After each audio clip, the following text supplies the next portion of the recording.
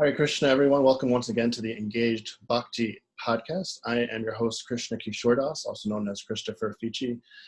And we have a great pleasure and honor today of talking with Ranchor Prime, who is a dear disciple of Srila Prabhupada and a wonderful author, scholar of Hinduism and Ecology. He's written a book on Hinduism and Ecology, which was also republished as Vedic Ecology. And he has also written a translation of the Bhagavad Gita entitled Bhagavad Gita Talks Between the Soul and God. And most recently, right, it was this book, The 8 Elements, My Journey Through Life's Mysteries, which is a really wonderful book, just a mystical book. I think your writing is so wonderful in drawing people into the experiences that you've had, and it's a very nourishing book, which I think is the goal of all authors, is to have someone tell them their book is nourishing rather than difficult to read. Thank you. Yeah. So, Ranchor, we're very grateful to have you with us. I know you're in your beautiful Bhajan Kutir there in process in the English countryside, which is, I know my personal dream is to eventually have such a wonderful hermitage at some point in my life. Mm. And so we welcome you. We thank you so much for being part of this conversation as we explore this idea of engaged bhakti and what it means together in our community. I wanted to start just by reading a short passage from the 8 Elements and ask you a little bit about kind of the story of how you came to some of the realizations that you've had in this book and in your life as a devotee. Mm. And if you have a copy on hand in your personal house as you're listening to this is on page 21. And such a beautiful passage. I just want to read it just to echo your language. You write, "My inner wisdom wondered at the majesty of nature and the mystery of life. In this pristine environment, with its encompassing richness, my deep sense of self was awakened. I felt at one with the full spectrum of life focused in this place at this precise moment. An awareness arose from within. I see, I taste, I smell, I touch, I breathe, I hear, I remember, I wonder. I feel one with the 8 elements of nature, the ingredients of life on earth. I am earth, I am water, I am fire, I am air, I am ether. I am mind, I am wisdom, I am ego. The more I know these elements, experience them, understand them, and meditate upon them, the more I know myself. They serve me by carrying my desires and expressing who I am and who I wish to be. In turn, I serve, honor, and love them as energies of God. They are part of me and I am part of them. And yet, I am beyond these. When I know them, I can know nature's deepest secret. Beyond all this, before all this came to be and after it is dissolved, I am."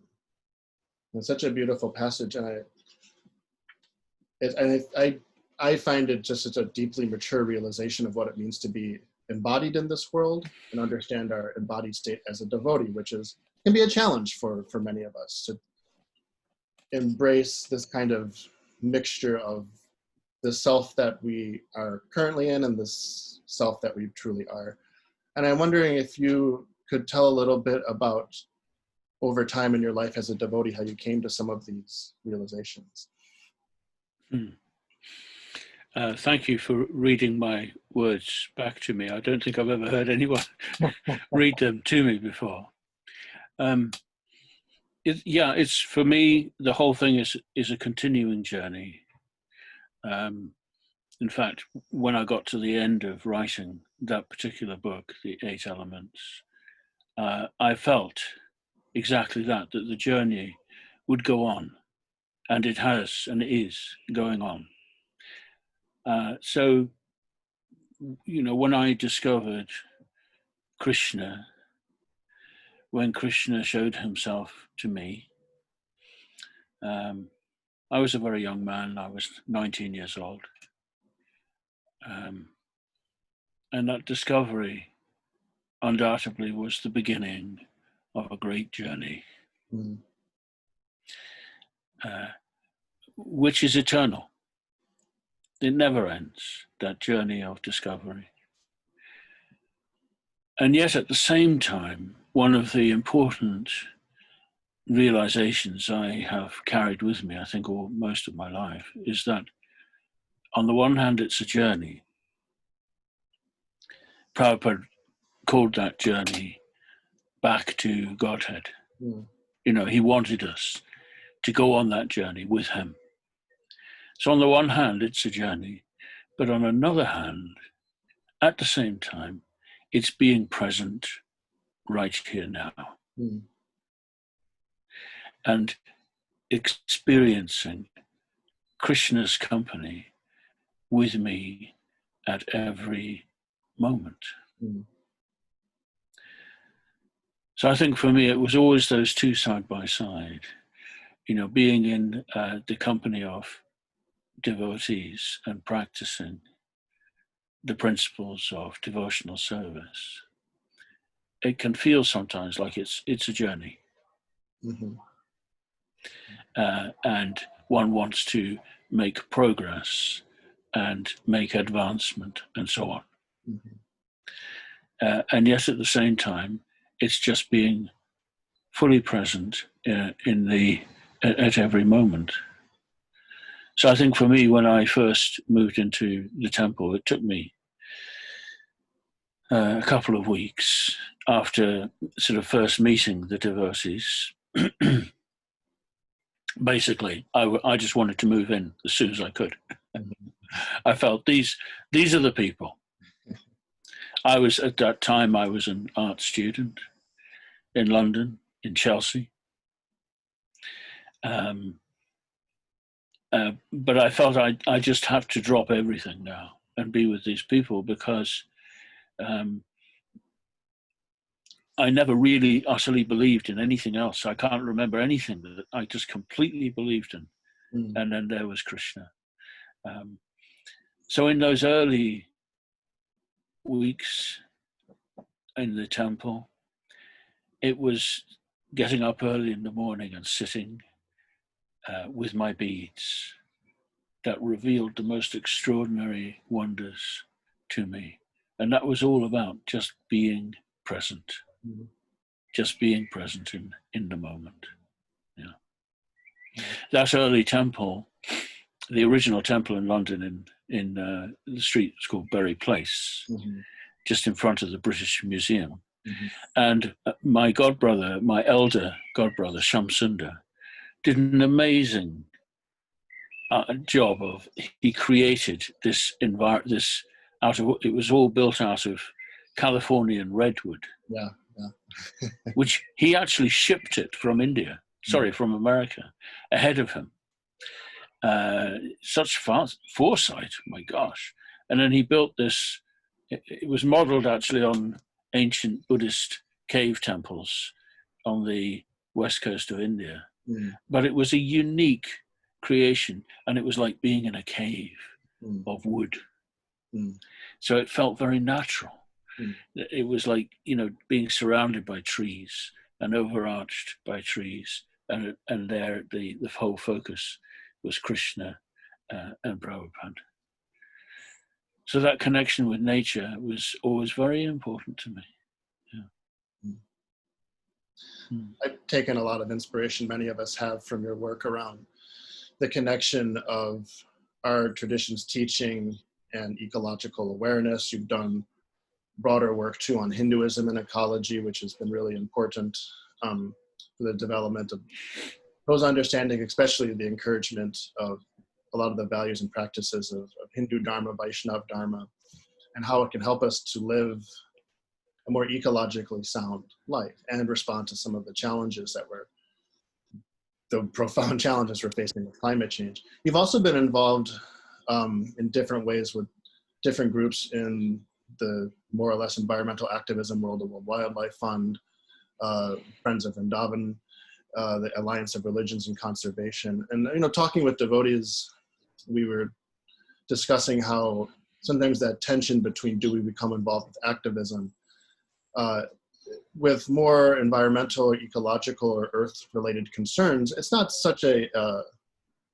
tension in the fact that we, from Prabhupada's own words, are very much called to be stewards, to be leaders, servant leaders, in developing a more sustainable spiritual way of life.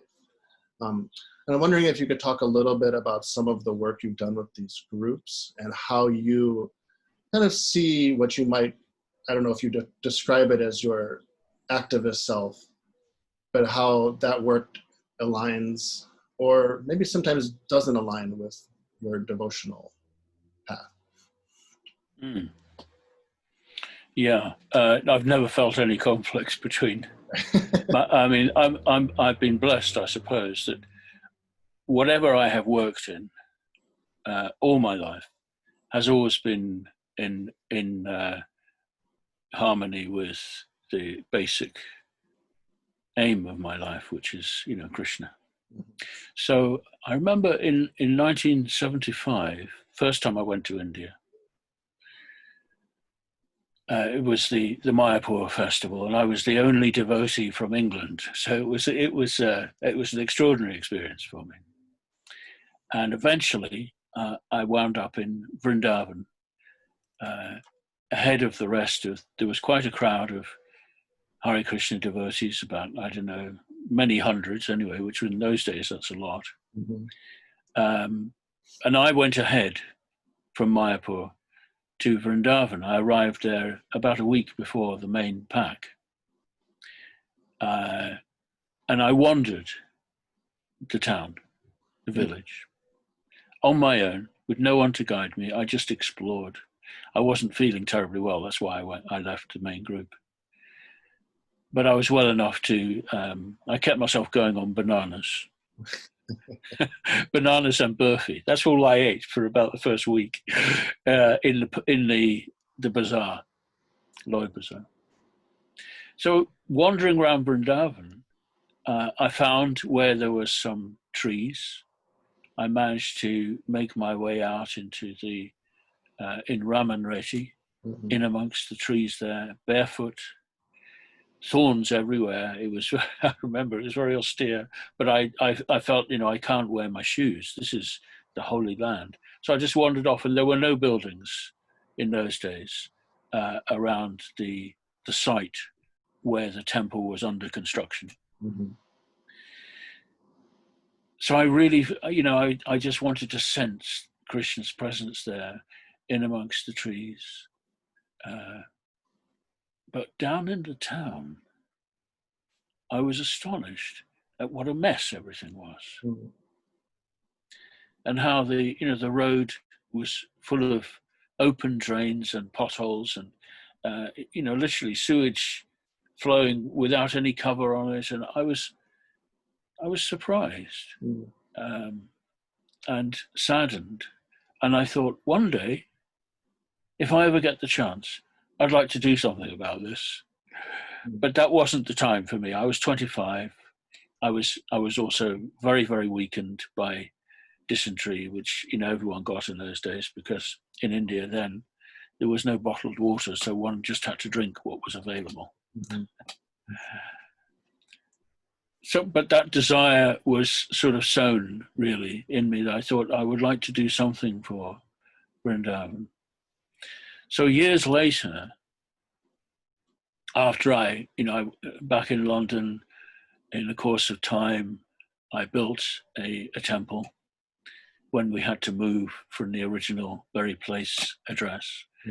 I built a temple for Krishna, which was a wonderfully fulfilling service. And then I sort of was in charge of the temple for a while.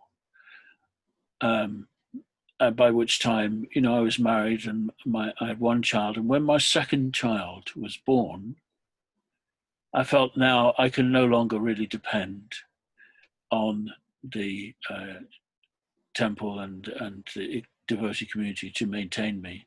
I should go and earn money. So I asked around, and I had friends. Because of my, as a devotee, I was often called to speak at public occasions and this and that. So I used to meet people, all kinds of interesting people. And one friend of mine was running an environmental consultancy. So I began working with Martin Palmer, an amazing man. We're still friends to this day. And got involved. Well, the first thing was, before too long, Martin said to me, can you help me to produce a book? I've invited the 5 principal religions at that time, Buddhism, the 5 major world religions, Buddhism, Hinduism, Judaism, Islam, and Christianity. And I want a book which speaks about ecology in each of these 5 traditions. So can you do the one on Hinduism? And his idea was I would just go to India and interview people and just edit a book. And I said, yes, I can do that. But what I'd really like to do is write my own. But I'd love to meet some of these people. So that's, in the end, what happened was I spent some months in India, and I interviewed, I tracked down 5 or 6 Hindus who were actively engaged in some way with working with nature. And then at the front of the book, it was in 3 parts. Part 1 was me exploring the principles of the Srimad Bhagavatam and how the Bhagavatam and the Gita tell us to see the sacred in nature. And there's many amazing stories, which I told some of those stories. I mean, for example, the story of Varaha, and how Varaha rescued the earth from the base of the universe. So there's wonderful lessons to be learned from that, and the different incarnations of Vishnu, and the basic teachings and so on. So that was part 1. Part 2 was me interviewing 5 or 6 people I got to know in India who had some important lessons to teach us. And part 3 was me reflecting on what Prabhupada had wanted from us in the way of simple living and high thinking. And it also included, in the course of writing this book, I involved myself in conservation in Vrindavan. I finally managed to do that. I met the people who could guide me into that. And I managed to get the Worldwide Fund for Nature, which in America is called the World Wildlife Fund, I think, still to this day. Based in Geneva, they put money into a 3-year project to restore the forests of Vrindavan, which of course is a huge, endless task, but it was to get something moving. So I was very blessed. I wrote the book, and then in the book I described this work, which began, the book was published in 92, and the work began simultaneously with that. Of course, what I soon found was getting anything done, accomplished in India, for me, a Westerner who doesn't speak the language, is close to impossible. And at that time, I met, in terms of the involvement of Hare Krishna devotees, there were 1 or 2 who were sympathetic and interested, but in general, the society had no time or money to get involved in any of that stuff. So I decided to start my own charity. I started an organization called Friends of Vrindavan. And we were able to, we had initially 3 years funding from WWF, but we were able to keep things going for another 6 years. So all through the 90s, really. We organized a couple of cycle rides. That was what an adventure. Oh my gosh. We did a sponsored cycle ride from Yamunotri. I brought 40 people from England with bicycles. And we went up to the source of the Yamuna, which is Yamunotri, where there's hot springs up high up in the Himalayas. And we cycled all the way down to Vrindavan. It took us about 10 days. And as a result of that, we were able to raise, quite a lot of money. And the initial focus was the town of Vrindavan, because, I mean, I could see that there's huge issues in the whole region, but let's get something moving in the town itself. And the two things I particularly wanted to focus on, one was the parikrama, which back in that work began in in the mid-90s. So in the mid-90s, the Vrindavan parikrama was still a sandy path. And most of it on either side was open countryside. Mm.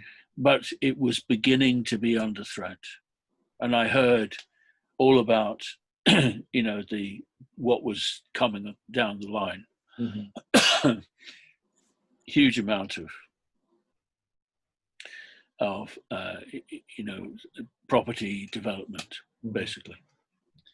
So we thought, I had a group of people by that time there in Vrindavan, we thought, if we can plant trees all the way around, because many of the trees had gone, all the way around the parikrama, and preserve it as a sandy path, then no matter what other development goes on, that will be a powerful reminder to everyone.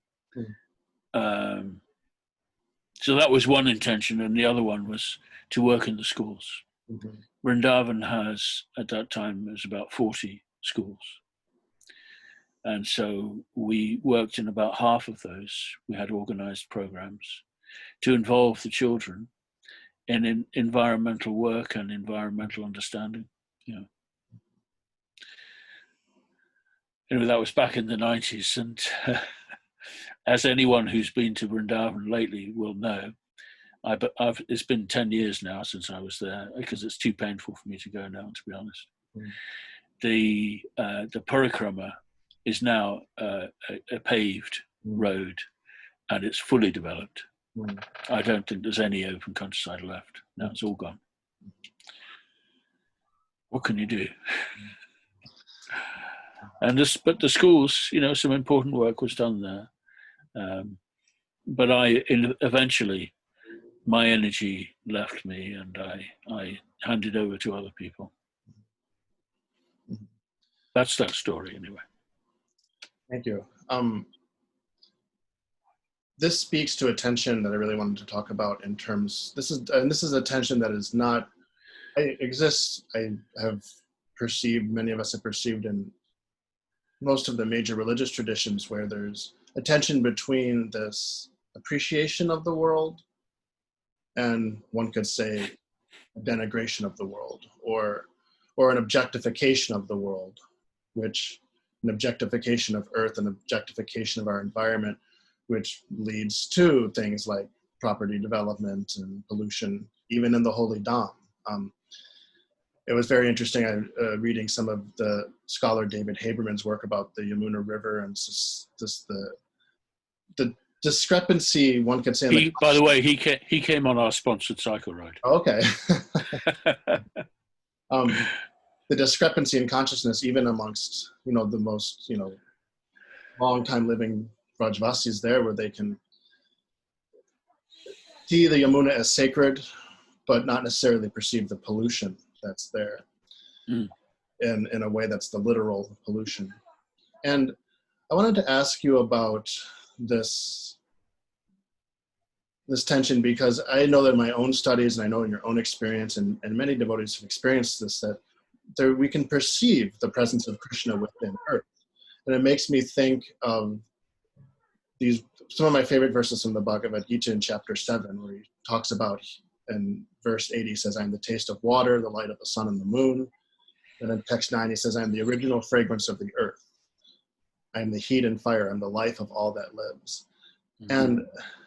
And these are some of my favorite verses, especially as someone who's a ecological scholar, because you're hearing Krishna say directly to us, when you drink water out of your water bottle, when you smell that beautiful, sweet, loamy smell of earth, that is me. That is directly me. You can perceive my direct presence. But still, as some members of our sanghas do, some Christians do, some people in other traditions do, there can also be this sense that this material world is something to be denigrated, exploited, ignored. And I'm wondering how we can relate to Earth, relate to material nature in a way which doesn't denigrate material nature, but also helps us to not necessarily, I think of like for the existent, like for example, the difference between in what some scholars describe as panentheism, which is very much our oneness and difference, achincha beta beta tattva, the sense that God or the divine is in the world, but also transcendent to the world, which is different from pantheism, which is more of a kind of a God is in the world and God is the world. So I'm wondering how we relate to Earth, material nature, in a way that is fruitful and kind and compassionate, but also helps us to kind of keep that paradox of our philosophy, that inconceivability, that we can still understand and appreciate being on Earth, but understand that it's not our home, which I think is challenging. I know it's something I continue to wrestle with. Many devotees do. This is not our home, ultimately, but we do have to love Mother Earth, as you say, in the 8 elements too. And I'm wondering if you have any thoughts or realizations about how we can live within that. Yeah. Many thoughts, of course, occur to me, but let me just take you to an experience I had during the time when I was working hard in Vrindavan. One morning I went on the parikrama, and there's a place where it's still to this day, it follows the bank of the Yamuna. Mm. So at a particular spot, it most probably hasn't changed much. You have to kind of skip over a waterfall of pure sewage, which is flowing straight down into the river. I don't know if it's still the case. And that particular morning, it was misty. And there were not many people, unusually, and early in the morning, you usually find, but I was alone. And I sat there looking out over the misty Yamuna, right next to this, all this sewage just flowing down and tumbling down the bank, and just trying to make sense of it. Here I am in the most sacred place on earth, in my understanding. Mm-hmm. And here is this filth, uncared for, just pouring into Krishna's beautiful Yamuna.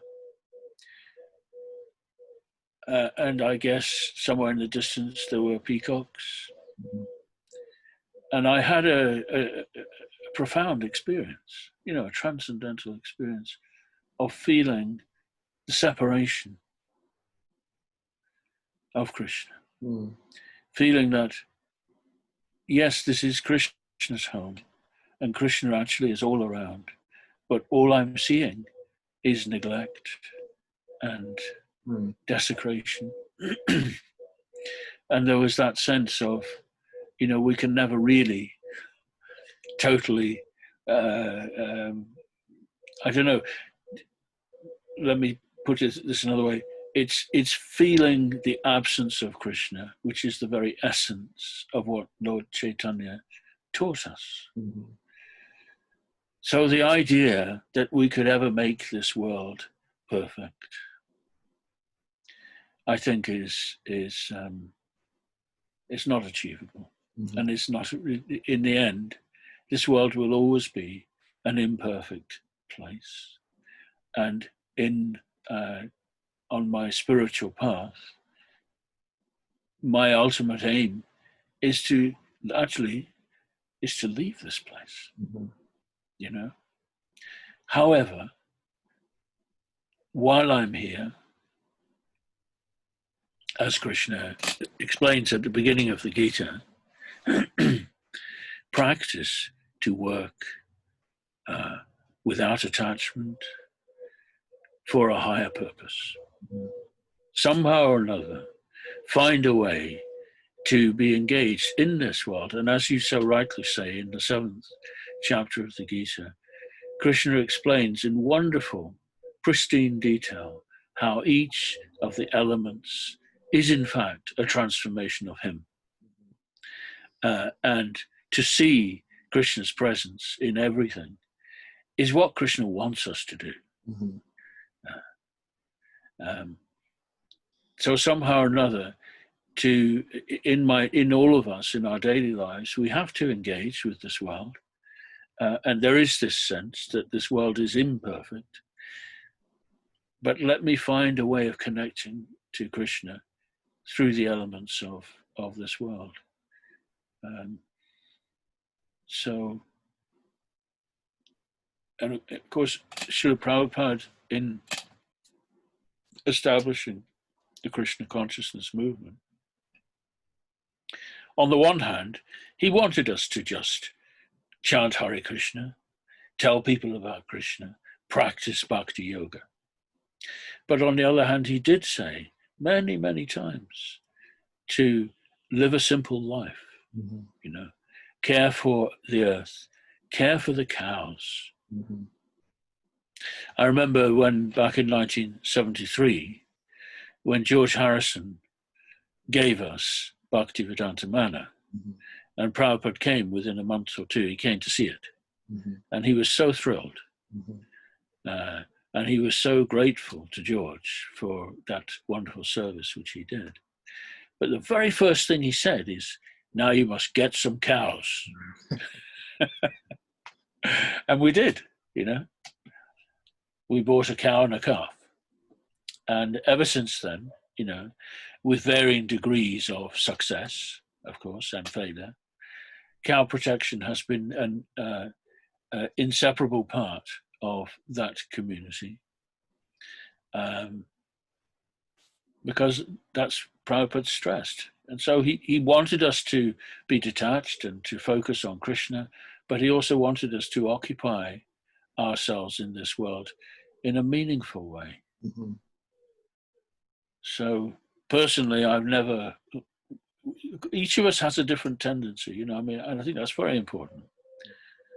There's no one way for everyone. I would never say everyone should become an environmentalist, or everyone should go out and dig their garden. It depends. Each person has a particular nature. For those of us who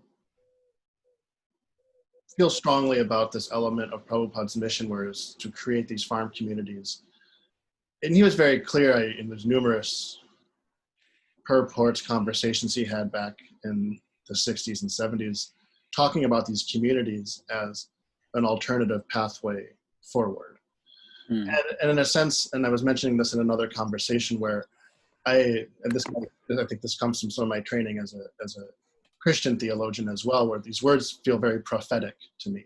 And he didn't have a lot of illusions about industrial civilization, motor car civilization, as he would describe it.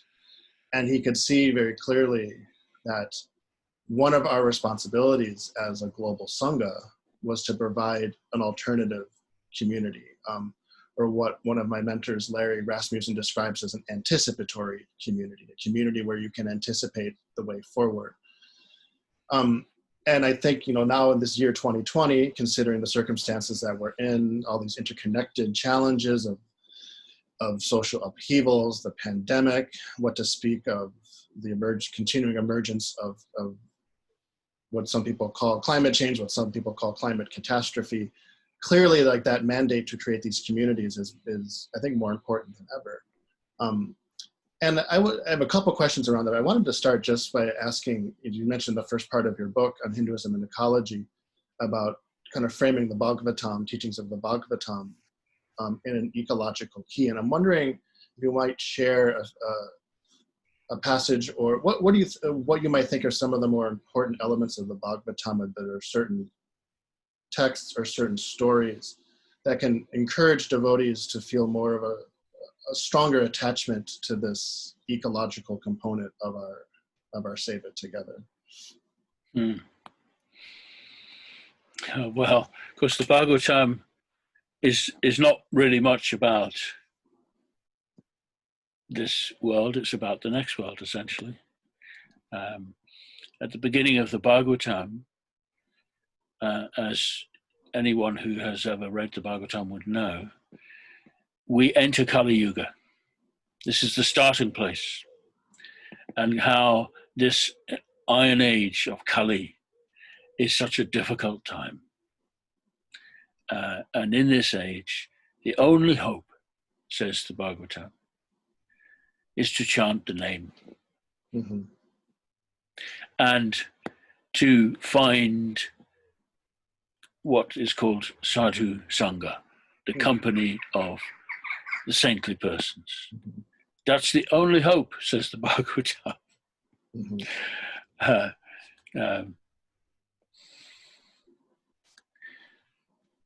So of course, the Bhagavatam is set in a different age, a different culture. It begins in the forest, Mm-hmm.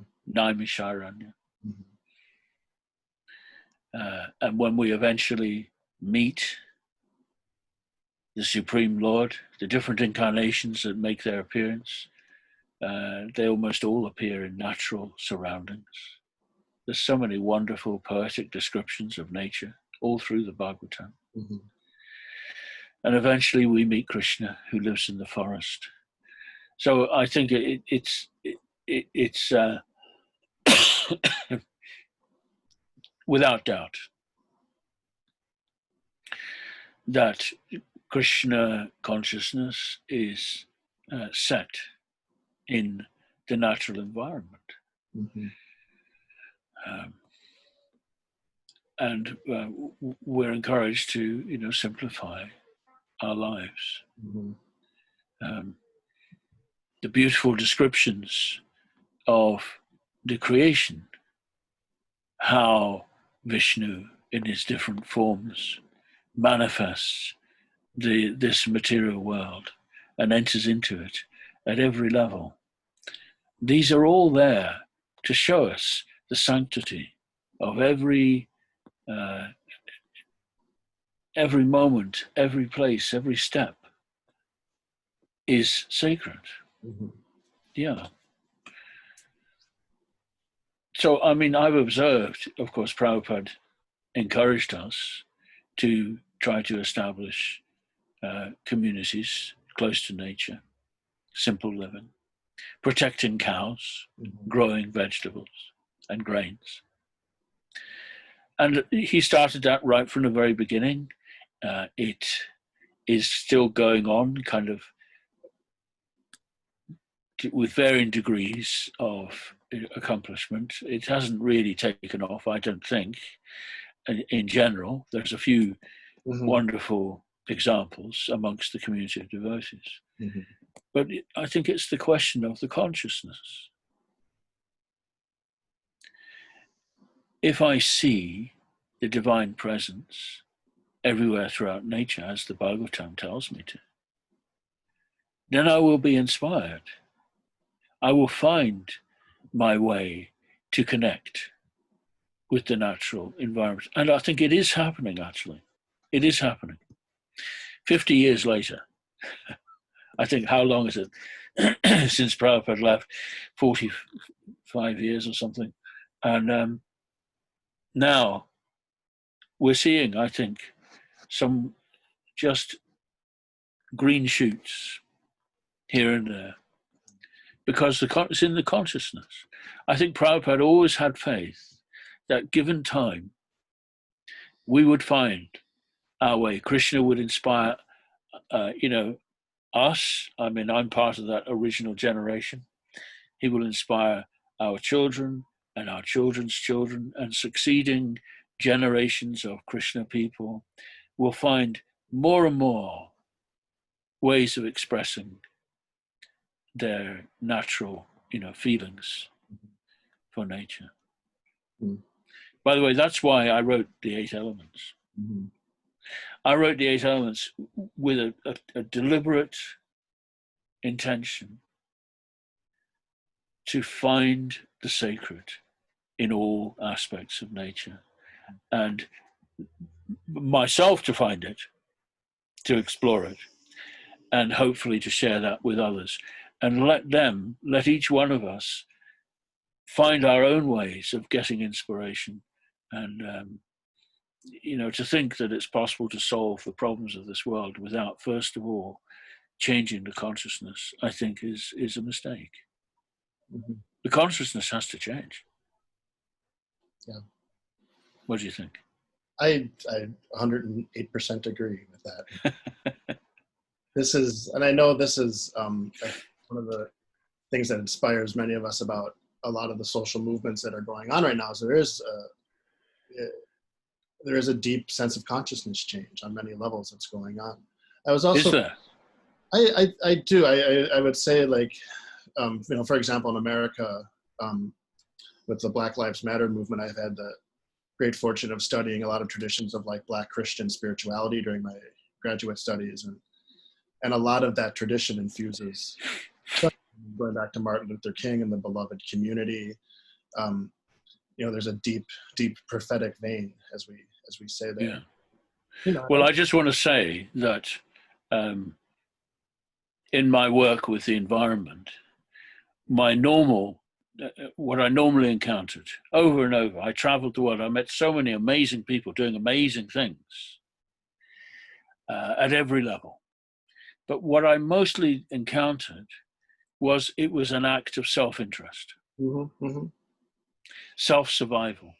And, people with vision, far-sighted enough to see we can't go on as we are, things have to change, and, all credit to them. However, the consciousness wasn't necessarily any different. It's just another way of controlling. Not quite the same. Okay, the shift, allowing nature to have a bit more of a hand. But in the end, self-interest is never going to, and that's why I just put that question: is the consciousness changing? Of course, I'm not a cynic, and there are many there's much light shining here and there, but ultimately, the consciousness has to change. And even those, who are exploring the oneness of nature and so on, they're not thinking in terms of service to the divine.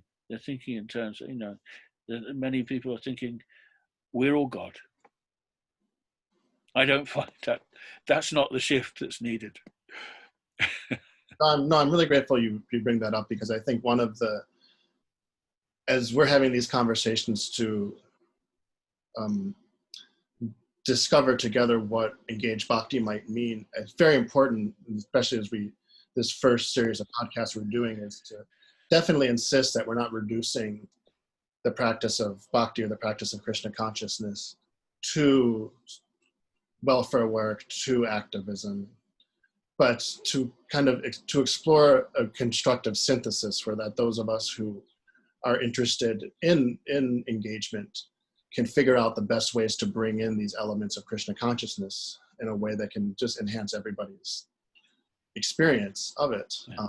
I think you can ask many people who've worked in movement work for many years who are completely burnt out because of other people's egos and the challenges that come along with that.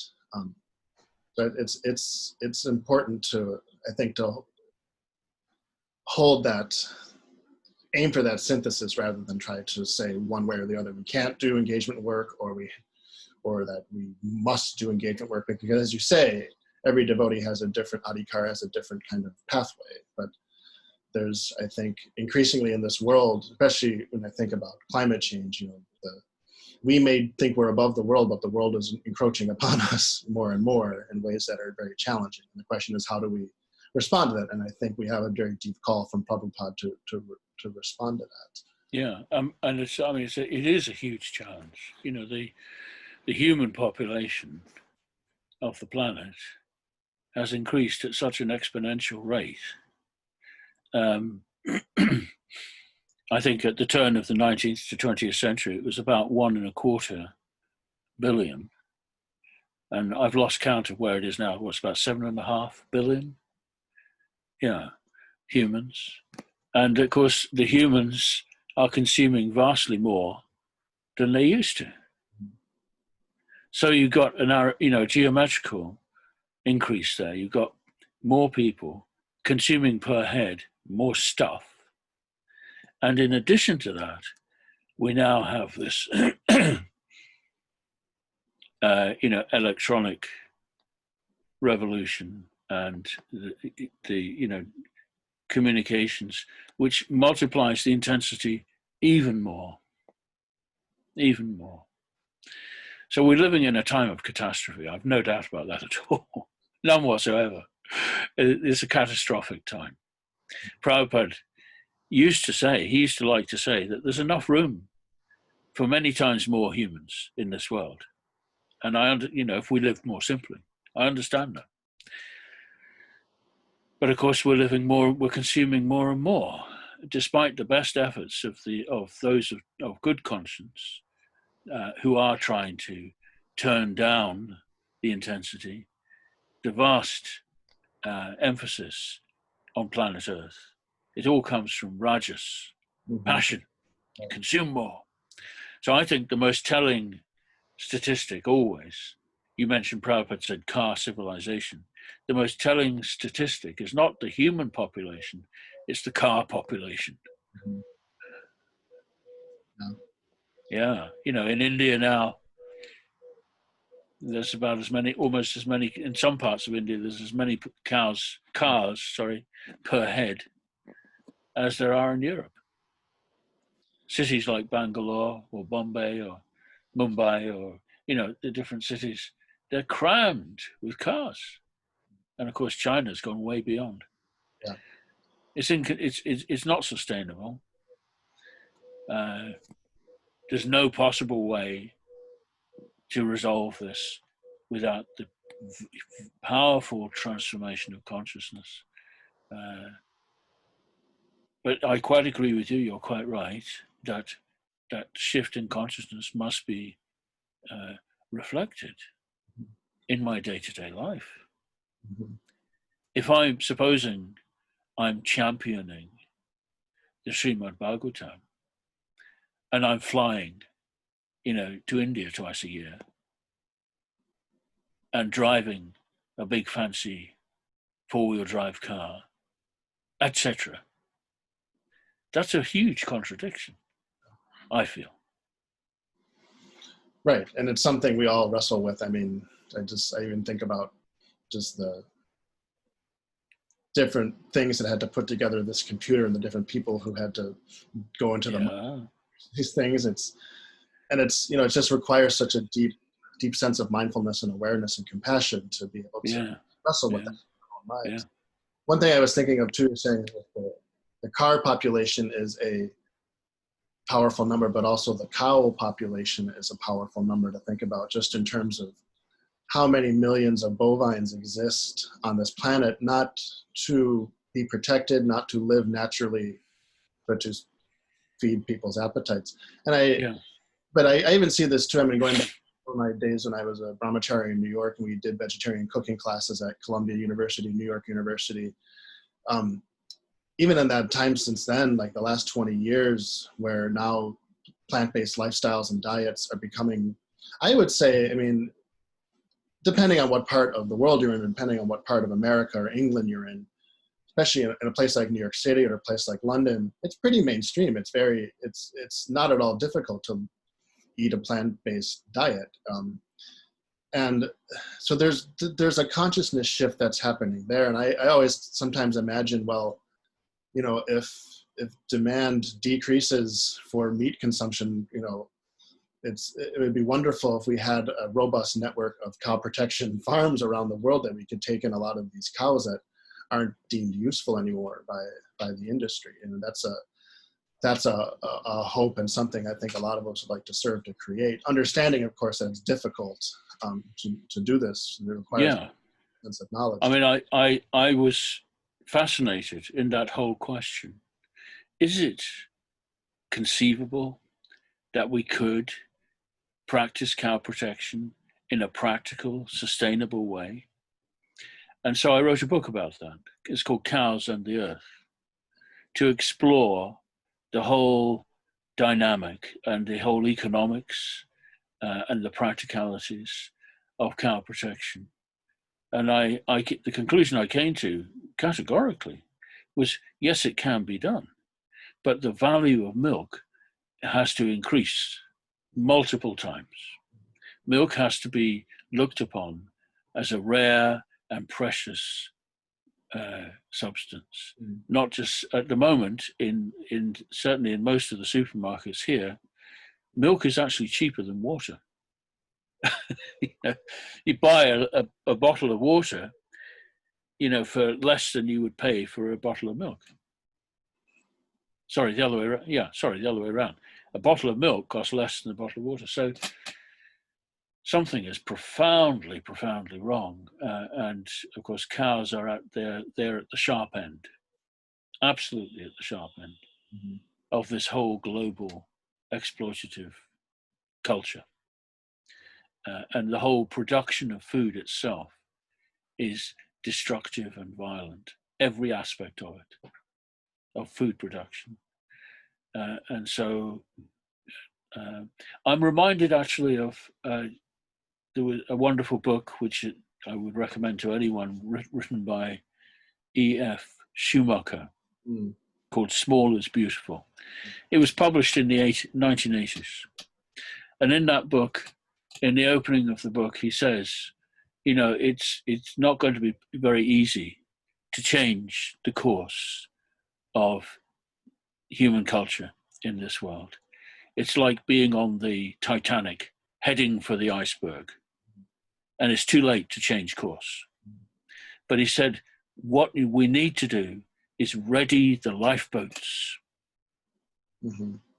Ready the lifeboats. So I think that those of us who are aware, increasingly there are people who are aware, becoming more aware, should we say, waking up. What we can do is we can prepare lifeboats so that when the whole ship goes down, which surely it must. It is. Maybe it is, who knows? I don't know. I've seen there's been so many times I've seen in my life when I thought, surely this is the last step, and it hasn't been, But maybe we're getting there. But we can prepare lifeboats. That is to say, beacons of light, which will not only shine light and show another way that's possible, but will also attract those who are looking for meaning in their lives to come together and befriend one another, support one another, help one another. I think that's a practical thing that we can all do. We may not be able to change the course of the planet, but we can prepare for what inevitably will come, the destruction. Yeah. Knowing that in the end, this is not my home. Just because I know this is not my home, it doesn't mean I'm going to be callous and careless while I'm here. So long as I am here, Krishna's put me here. Let me use this body, this mind. Let me use my time and resources in ways that are meaningful. But knowing that ultimately we're all going to have to say goodbye. I really appreciate this image of the lifeboat. Something a lot of us in the field of religion and ecology are thinking about. A lot of people who are working around issues of ecological justice are thinking, understanding that when we see in society, when there are certain pressures, a pandemic, for example, puts pressure on a society, the question is, what do our best tendencies come out, or do our worst tendencies come out? There's always has to be such a tremendous intentional effort in times of crisis. And when I say it is sinking, it just feels that we've entered into a time now in which crisis is kind of a permanent state, which is, padum, padum, vi padum, there's danger at every step in the material world. It's kind of inherent that we're in a state of crisis all the time. Just certain periods in our histories reveal that more. Yeah. I know that I think what has always inspired me about Prabhupada's vision of farm communities is that there to be shelters, there to be havens, there to be ideally a network of alternatives that people can enter into going forward. And I would always, something I would, I I put this out as a desire, and Krishna is going to eventually answer it, but we have our larger projects like the Govardhan Eco Village. We have the Radha Krishna community in Hungary, Radha Krishna Valley, Gita Nagari here in the States, in Pennsylvania. And it would be wonderful to see these larger communities and then devotees taking up even smaller projects here and there. Not necessarily have to be big eco villages. Because it will come more, it'll increase more and more. I've no doubt that it's just a question of some time has to pass as more and more people wake up. That process has already started. I mean, it started from the moment I in my estimation, from the moment Prabhupada set foot in America. Little by little, the change is coming. I always think of it like if you've got, should we say, a whole big pile of ice, and the temperature in the room is just 1 degree above freezing. Slowly, the ice will start to melt. It may take a long time, but if the temperature is a little bit above freezing, gradually, step by step, the ice will melt. Nothing can stop it. So I think of it like that this process, in the beginning, it's hardly perceptible, but eventually it'll become a torrent, I believe, of awareness. And what we're seeing all around the world now, I mean, I live here in England, here in Glastonbury, which is a center of alternative spirituality. And a lot of it is, I would say, misguided and confused and over exaggerated, etc. But it is a sign of changing, of things changing, and more and more, and I feel behind all of this, actually,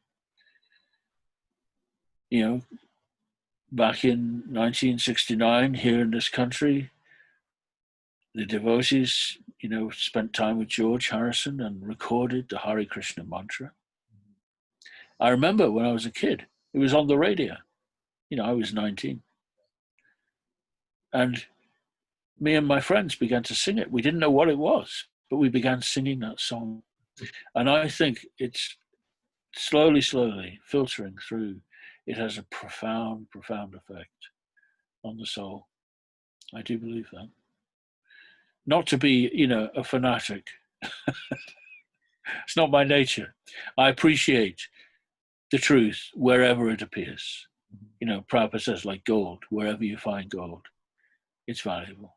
Gold may be in a dirty place, but it's still valuable. So there's wisdom in degrees, there's light in degrees everywhere. But I think that the appearance of Krishna and Krishna's name is like that temperature just rising above freezing and slowly the ice melting.